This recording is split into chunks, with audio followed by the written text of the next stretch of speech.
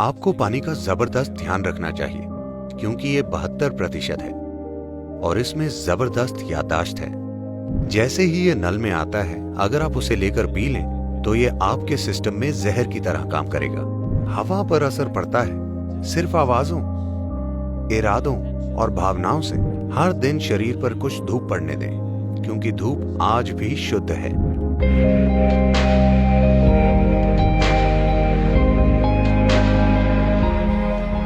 प्रणाम सद्गुरु। मैंने आपको कहते सुना है कि शरीर का 70% पानी है और अगर हम ऊर्जावान पानी पिएं तो हम शरीर और मन पर पकड़ बना सकते हैं। क्या ये हमारे द्वारा ली गई हवा और भोजन के मामले में भी सच है? क्योंकि शहरों में हमें प्रदूषित हवा में रहना पड़ता है और हमारी कंपनियों में एयर कंडीशन्ड कमरे होते हैं। तो क्या आप भूत शुद्धि प्रक्रिया को विस्तार से समझा सकते हैं?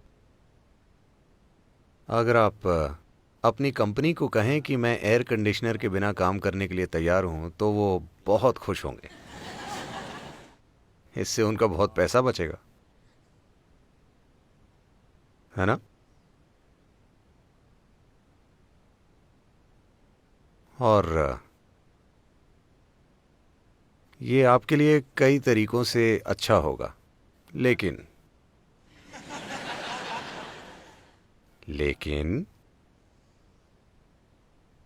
ये शहर अभी वैसी स्थिति में नहीं है।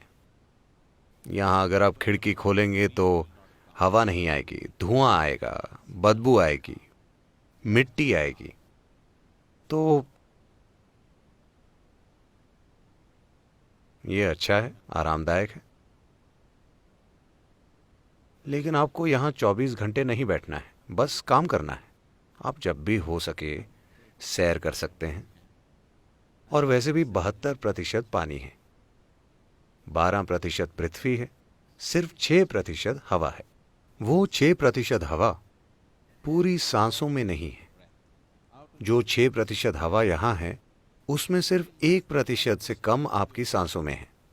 बाकी बस मौजूद है, कुछ लोगों के दिमाग में जमी होती है।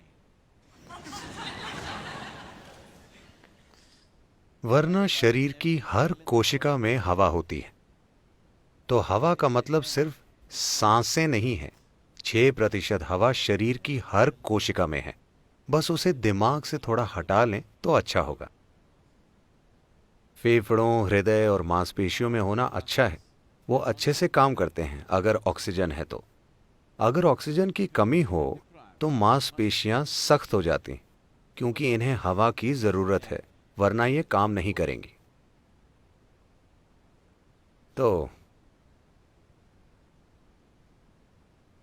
पानी 72% है। So maximum care should be taken about the water because it's 72%. इसीलिए सबसे ज्यादा ध्यान पानी का रखना चाहिए क्योंकि ये 72% है। अगर आप परीक्षा देने जाते हैं, मान लीजिए आप भौतिकी की परीक्षा देने जाते हैं, आपको पानी, पृथ्वी वगैरह पढ़ना है, लेकिन सिर्फ पानी के विषय के लिए 72 मार्क हैं, तो आप स्वाभाविक रूप से उसे पढ़ने के लिए ज्यादा समय देंगे, है ना? पानी को पढ़ेंगे, हाँ या ना? हवा सिर्फ 6% है। आप शायद ना पढ़ें क्योंकि आप 94 पाकर खुश हैं। पानी आपको पढ़ना चाहिए क्योंकि ये 72% है।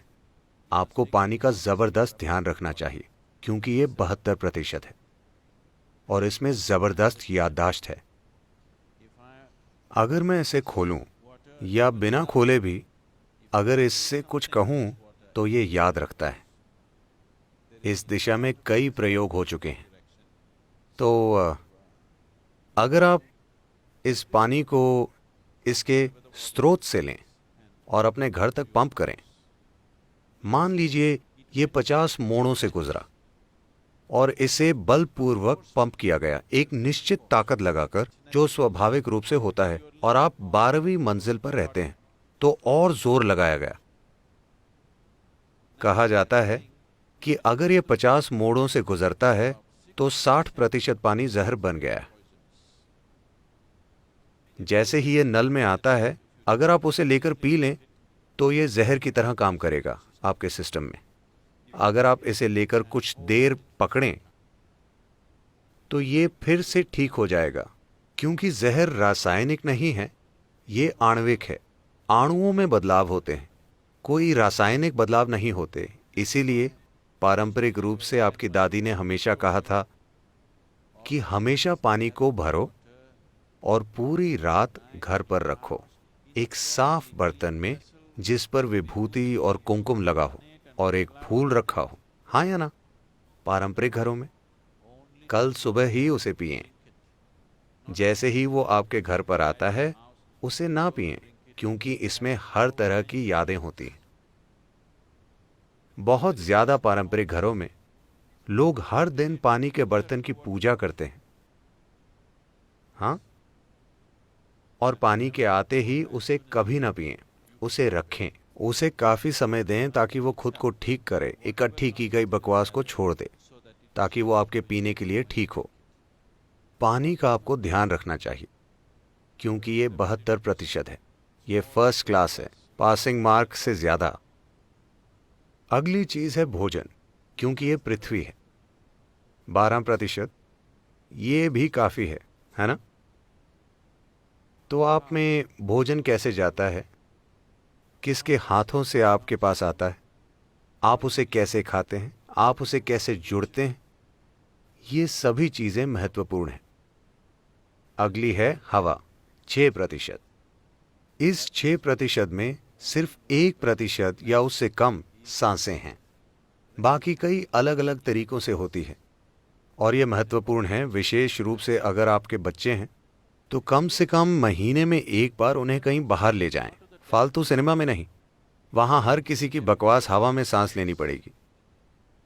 हवा पर असर पड़ता है, सिर्फ आवाजों और इरादों और भावनाओं से। वो सारी बकवास जो स्क्रीन पर चलती है और सारी बकवास जो इंसानी मन में चलती है, हिंसा, सेक्स, लालच वगैरह वगैरह, ये उस हॉल की थोड़ी सी हवा को जबरदस्त तरीके से प्रभावित करती है।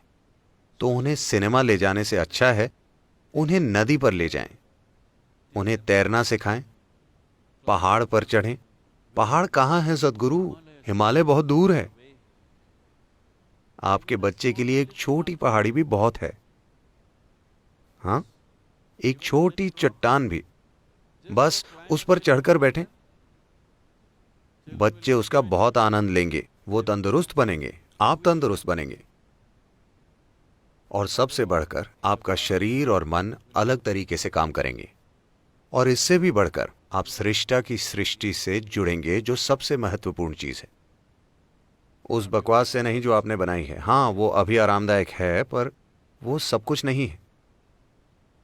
तो रेस्टोरेंट जाने के बजाय, सिनेमा जाने के बजाय, ऐसी किसी और जगह जाने के बजाय कम से कम महीने में एक बार, इसमें कुछ खर्च नहीं होता। हाँ, कुछ खर्च नहीं होता। आप अपना भोजन वहां ले जा सकते हैं और वहां खा सकते हैं। वैसे भी आपको खाना है, आपको उस पर पैसा खर्चने की जरूरत नहीं है। इससे भी अच्छा होगा अगर आप बस और कार पर भी पैसे खर्च नहीं करना चाहते तो आप सभी साइकिल चलाएं। बस हैदराबाद से 3 या 5 किलोमीटर दूर एक पहाड़ पर बैठें, वहां पर समय बिताएं, सूरज को महसूस करें। यह बहुत जरूरी है, आपको कुछ धूप, हवा और अच्छा पानी मिले। Come back, you are doing Bhuta Shuddhi. ऐसा करके आप भूत शुद्धि कर रहे हैं, एक बहुत ही प्राकृतिक तरीके से। ये परम भूत शुद्धि नहीं है, लेकिन आप कुछ भूत शुद्धि कर रहे हैं। मैं यही कह रहा था, अगर आप भोजन, पानी का ध्यान रखें। हवा हमेशा आपके नियंत्रण में नहीं होती, क्योंकि आप शहर में रहते हैं।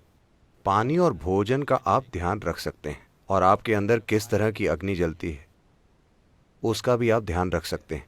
धूप शुद्ध नहीं हुई है ना? रोज कुछ देर धूप में रहें प्लीज। हर दिन शरीर पर कुछ धूप पड़ने दें, क्योंकि धूप आज भी शुद्ध है ना? सौभाग्य से उसे कोई भी दूषित नहीं कर सकता। और आपके अंदर किस तरह की अग्नि जलती है?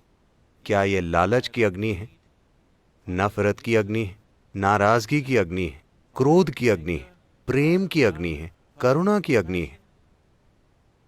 आपके भीतर कैसी अग्नि जलती है? आप उसका ध्यान रखिए, फिर आप अपनी भौतिक और मानसिक खुशहाली की चिंता मत कीजिए, उसका ध्यान रखा जाएगा।